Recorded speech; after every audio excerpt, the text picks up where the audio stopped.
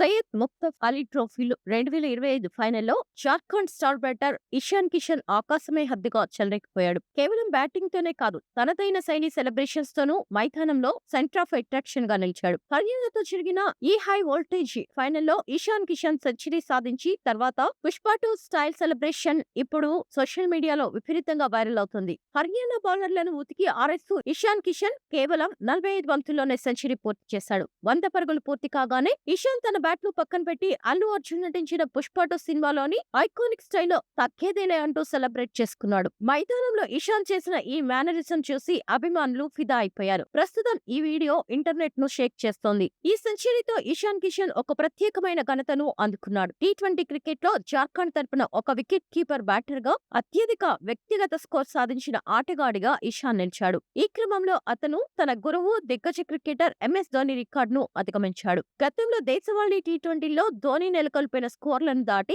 ఇషాన్ కొత్త చరిత్ర సృష్టించాడు. కేవలం ధోని రికార్డు మాత్రమే కాదు, ఈ సీజన్ లోనే అభిషేక్ శర్మ నెలకొల్పిన రికార్డును కూడా ఇషాన్ కిషన్ సమం చేశాడు. సయ్యద్ ముక్తఫ్ అలీ ట్రోఫీ చరిత్రలో ఫాస్టెస్ట్ సెంచరీల జాబితాలో ఇషాన్ కిషన్ చేరిపోయాడు. 45 బంతుల్లోనే 100 పరుగులు చేయడం ద్వారా అతను ఈ ఘనత సాధించాడు.